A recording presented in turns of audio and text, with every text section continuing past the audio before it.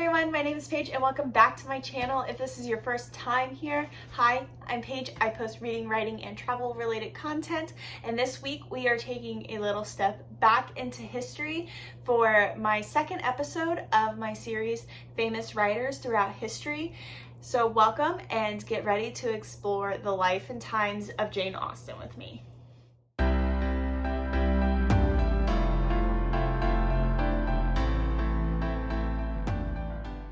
So Jane Austen was born December 16th, 1775 as one of 8 children, and she was one of only 2 girls in her family.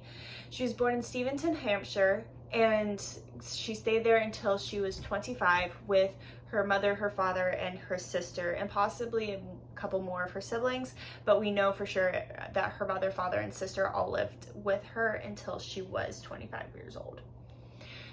Austen grew up what we would consider firmly middle class today. Her family had some disposable income, but it was not anything extravagant like you see with the Mr. Darcys or the Mr. Knightleys, where they had a little bit more money to go kind of do things out of the norm. They definitely were landed. Doesn't mean that they were gentry. Her father was a vicar, so that means that they had the money from that, but it wasn't always inherited in the same way, if that makes sense. So, as I said, her father was a vicar, and she was also the granddaughter of clergy from the Anglican Church. So her father was a rector, so that means he was the main preacher for a smaller community, and that would have been Steventon. And the rectory where the Austen family would have lived has been demolished, and that goes for much of the town that they also would have served. It was demolished in the 19th century at some point after Austen's lifetime. So Austen always kind of knew that she was going to be a writer. When she was in her early teens and as she grew on to mature a little bit more, she was constantly writing. They did theatrics in the house. She was writing prose, she was writing poetry, though they don't have a ton of evidence for her poetry. She was writing a little bit. She was experimenting. And when she turned 19, her father gave her a portable writing desk. And this is one of the most notable gifts that she ever got, because this is one that stayed with her until her death. So Austen is known today as one of the best romance writers of the Regency time period. And this comes from her works like Persuasion and Sense and Sensibility and Pride and Prejudice. Now, what surprises some people is that Jane Austen never married, but she did have a couple of instances where she came close, or she thought she was going to. One instance was with a boy named Tom Lefroy. And she believed that he was going to propose, but he had been sent away from Hampshire after their romance got a little too intense for other people in his family. Like I said, Jane Austen did not come from an extremely prosperous family, and Lefroy did have other siblings that he would ultimately end up being responsible for in one way or another. And after this romance with Lefroy, Jane Austen started Pride and Prejudice later that year. So we don't 100% know how she felt. We have letters where she did seem a little sad, a little disappointed, but I think Pride and Prejudice is the biggest indicator, where this is kind of the idea of like, she didn't have money, but she wanted to marry for love. And if that man had the money, then her lack of finances would not necessarily be a hurdle. And I think she was kind of channeling that into her Elizabeth character. But Austen was not without her recommendations in terms of the financial world. It was a little bit harder to come by because she was one of so many siblings and also a girl. Her brother Edward was basically adopted by a wealthy couple who did not have any heirs, and he was granted £15,000 a year upon that cousin's death. And this is extremely notable because Mr. Darcy, who is one of Austen's more wealthy heroes, only has 10,000 pounds allotted to him a year. So Edward has even more than that, and that kind of can tell you on what scale he was. But I did note that in one of the sources that I read, the author said, when the money kicked in, however, it's fair to say Edward gave no more than he had to. So while Edward being wealthy did not equate to Jane being wealthy, there were times where she was able to experience what someone of that wealth would have lived like by staying with him, by taking care of his children, by doing all of these things and being related to him. So while it wasn't necessarily her wealth, she still got some of the benefits from it, and I think that's why we see some of those reflections in some of her works, like Pride and Prejudice, like Emma, some of these ideas of this is what an extremely wealthy family would be doing and how they would be behaving. Like while Austen was, like I said, firmly middle class, they had that disposable income. It was not to the same level as her brother Edward. So we're still in the time where her family is living in Steventon. Her father is still the rector. He is still actively working. Her mother is taking care of the children. Her siblings are growing up. They are moving out. But there are times where they are together. Her and her sister Cassandra never really move out, so to speak, and that's because neither of them ever married, and so it was considered inappropriate for a single woman to live by herself, and so they just continuously stayed with family. So during this time, you also see some of the settings that you see in books like Persuasion, and this is one of the more notable ones is Lyme, and you have that wall where, if you've seen any of the Persuasion adaptations, where the wall is up here, the water is lapping up, but then there's also a lower part for when the wind starts getting too strong. You can go down onto that lower part, still walk along the water, but the waves aren't going to be coming and beating up on you. So her time in Lyme also influenced her settings and where her people were going, and I think you can see that throughout a lot of the time that she spent moving around, and you'll kind of see what I mean as we move into the second part of Austen's life. So the first 25 years, her family is pretty stable in Steventon. She travels a little bit, going to see other family members, going to see friends, but she usually stays put unless her family is on a holiday. But in 1801, her father retires from the rectory and moves the entire family to Bath. So at this time, Jane is 25 years old, and they settle at 4 Sydney Place. This is one of the 20 so houses that they looked at. This is the one that her and her mother both agreed on. It was comfortable. It was a decent amount of their income, but not so much that it would have been like keeping up with the Joneses mentality. It was what they could afford, but no more than that. And Jane and her sister Cassandra shared a room, and this kind of goes to the thinking of no space is wasted. You get warmth however you can. I don't know if you guys have ever been to the UK in the winter. It can sometimes be very cold, where it stays in the 40s a lot of the time, and it can snow, obviously. I mean, it's pretty far north. It's chilly and it's cold. Another thing to note is that during the Regency period, Bath was the social hub of the world. You see things like the Royal Crescent and the Pump Room and the Roman Baths and the cathedral, and you can just feel the grandeur of that time period. And a lot of the buildings were built during that time, and it was meant to portray the wealth and prosperity of the UK's elite. So in 1802, Jane heads out to visit, I think it's some friends, and she receives a marriage proposal from a Harris Bigwither. She accepts it, but then after thinking it over the night, something may or may not have happened, we don't know, but the next morning she breaks it off. And when I heard this fact, the first thing that came to my mind is that line from Pride and Prejudice, is I am determined that only the deepest love will induce me into matrimony. So I shall end an old maid and teach her 10 children to embroider cushions and play their instruments very ill.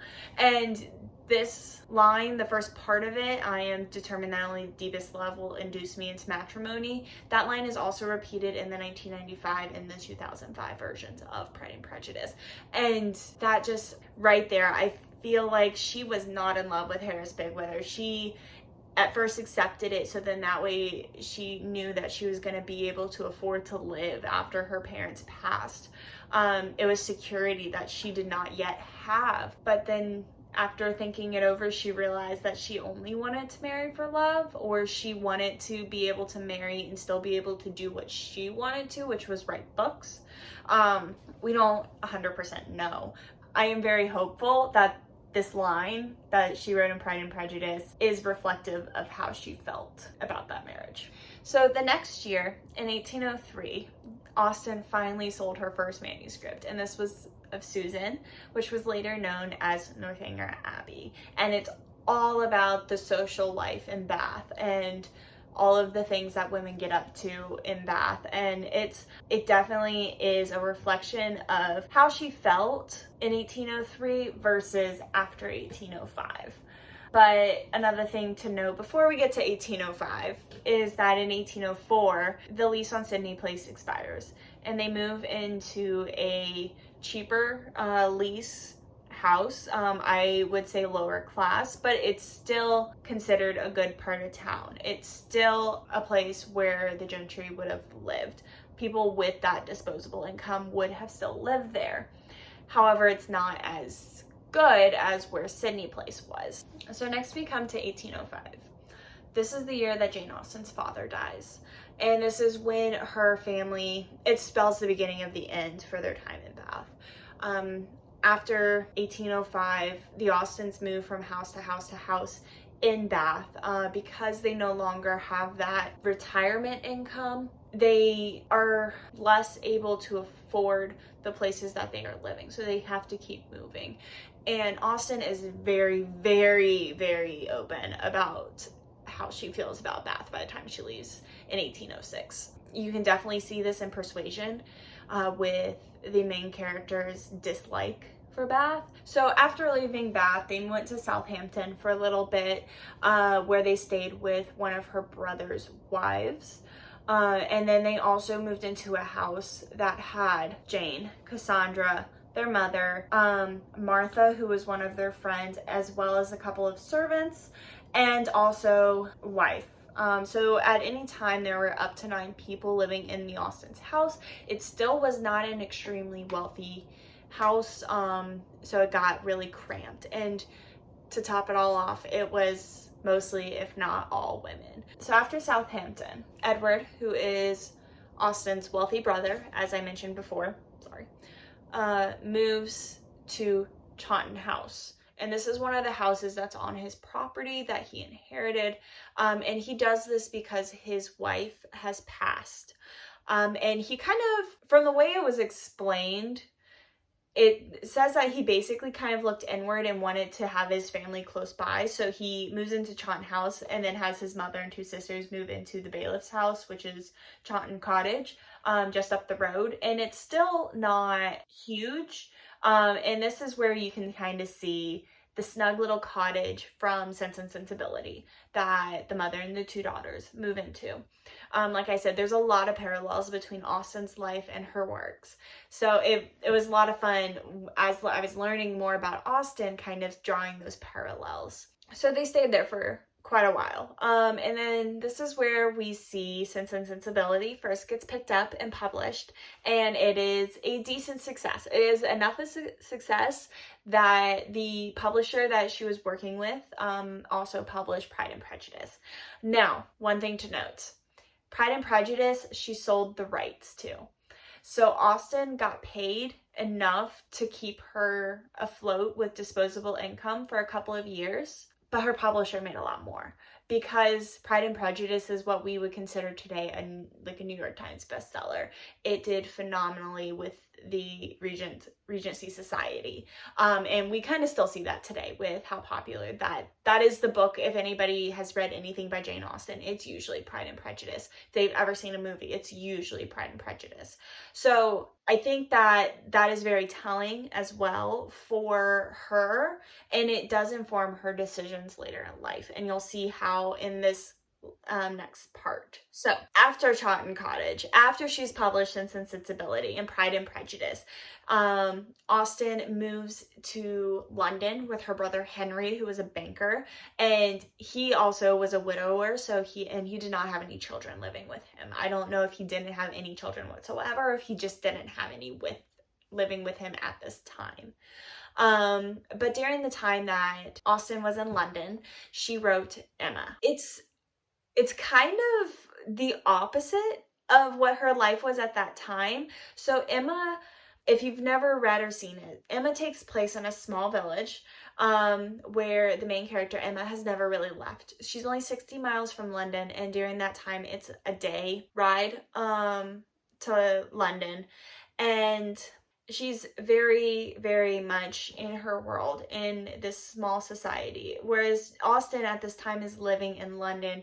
If it's not the heart of society, it is in some ways. Because, I'm trying to figure out how to phrase this.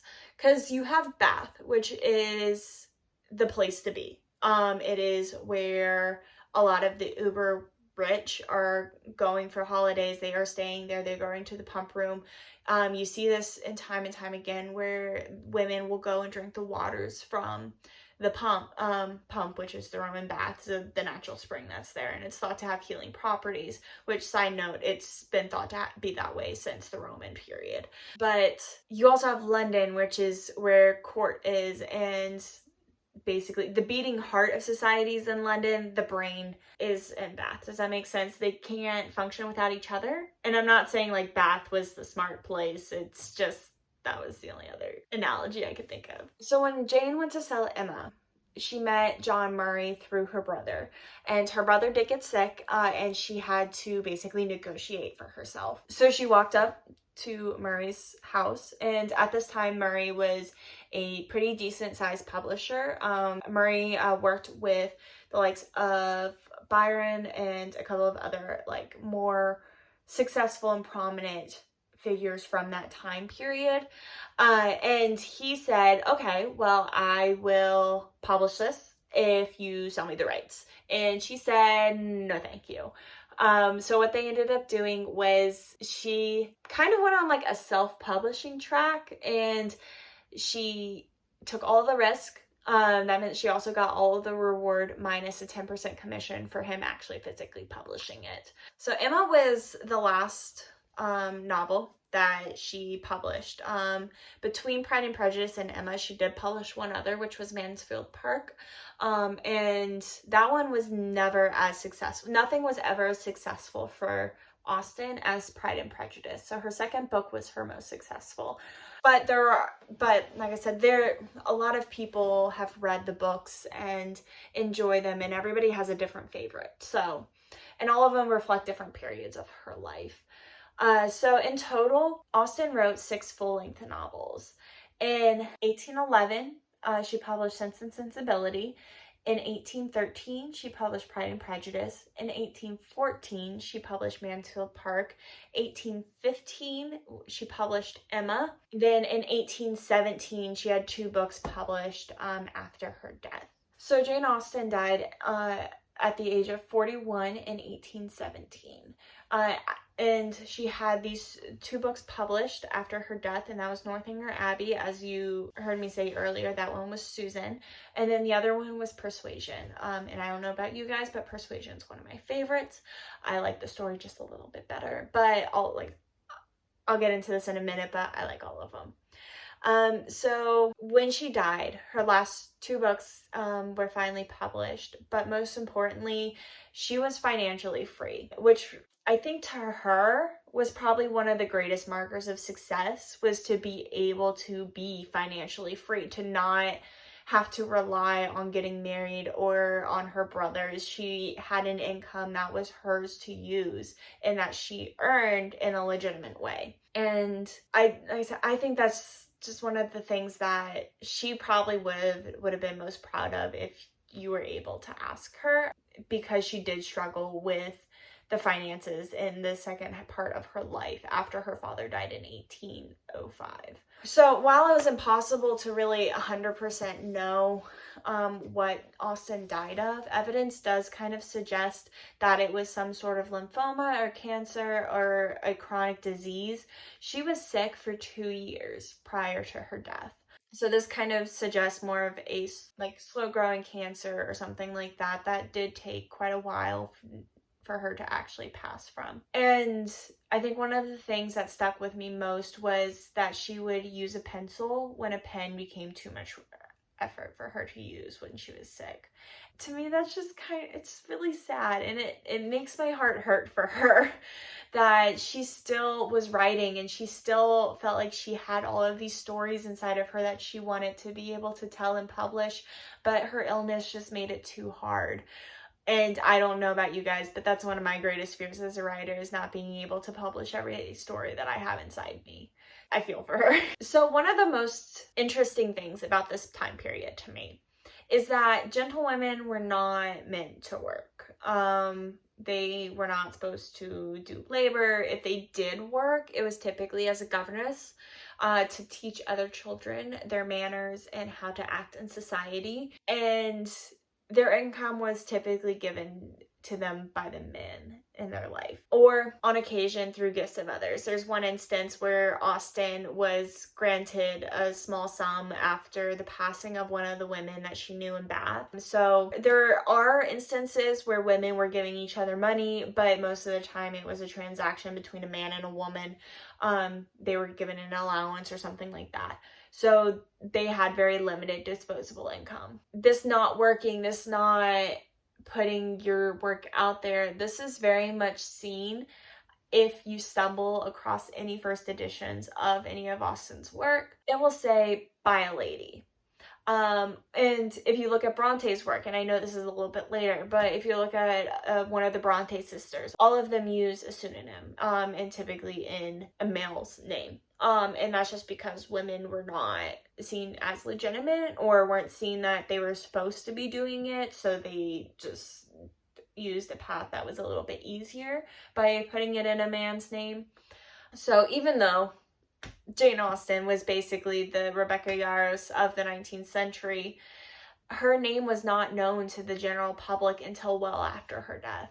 She was not super famous. She was not doing book signings or anything like that. She was not recognizable. Like, her books were not immediately linked to her unless you knew her. And that's just fascinating to me, and I don't know why. I don't know if it's because it's taking agency out of women, or if it's just because it's so different from today. But it does bring up an intriguing question. Do you think that her publishing under by lady or by the author of Sense and Sensibility made her be able to write more or less as herself? Let me know what you think down in the comments. Okay, so here comes my favorite part, the book review. So I read and listened to Emma. And this is because this is one of the only books by her that I have not read, that I have fully, and like, I already had on my bookshelf. I was planning on reading it. I wanted to do it. So when I pulled Jane Austen's name last month, I was like, I am going to read Emma. And I actually have the like beautiful Penguin Classics like cloth bound cover. And I love this because it also has the bookmark in here. And it has all of these like fun little notes in the back that the editor of it put in here.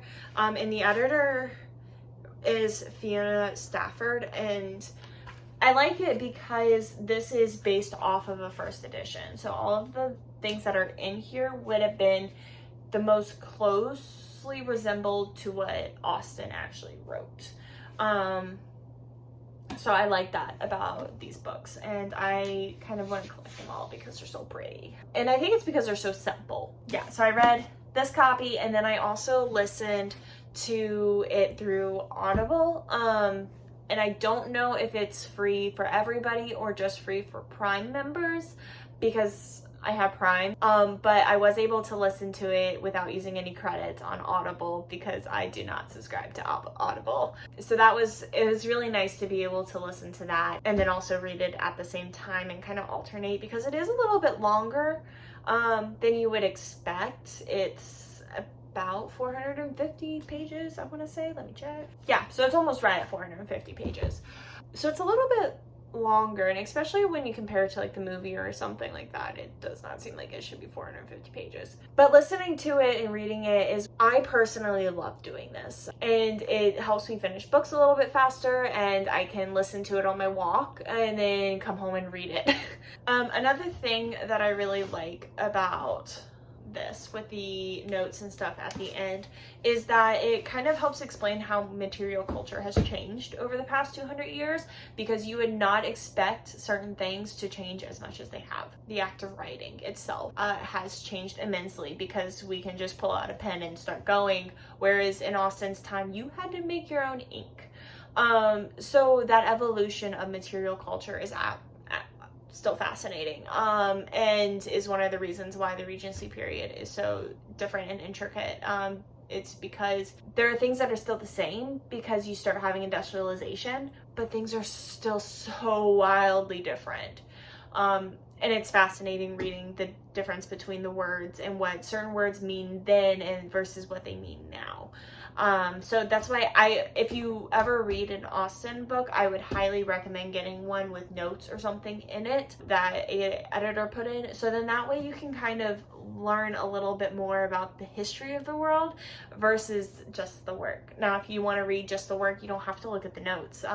They're end notes, so you don't even have to, like, it won't even interrupt your reading by just going down to the bottom of the page. If you want to learn about it, you have to flip to the back. I personally love it, but I know other people don't.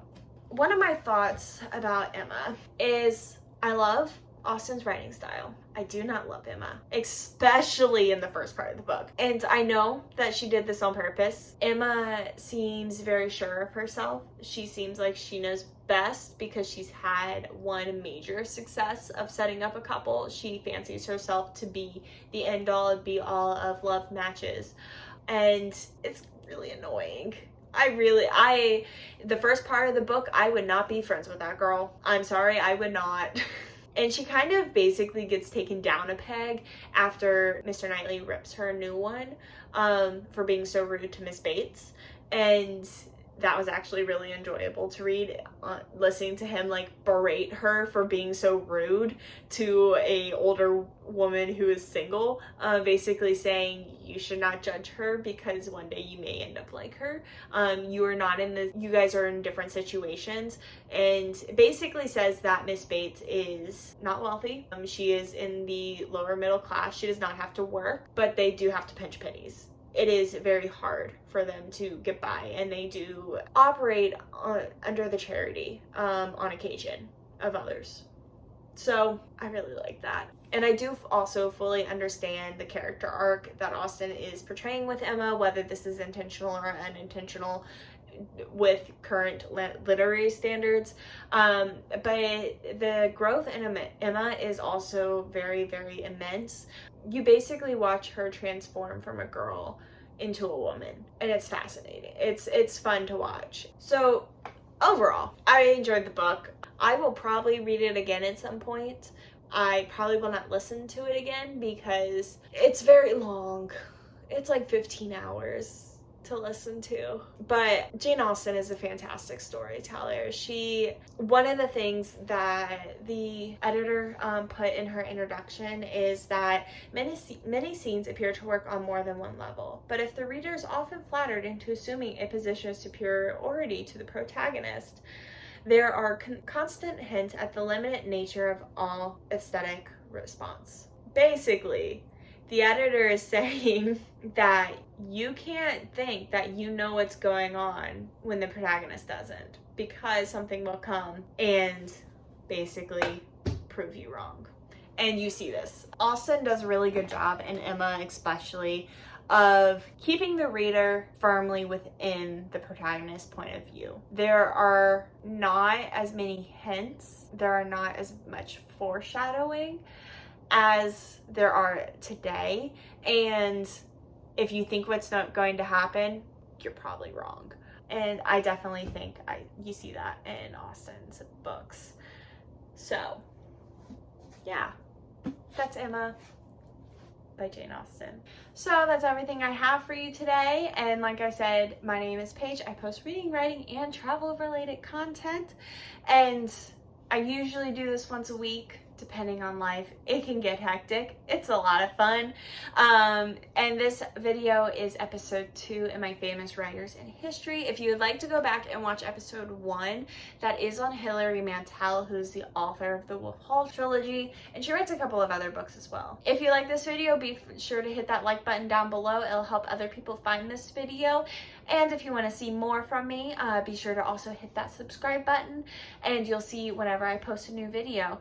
And I will see you guys all very soon with another video. Bye!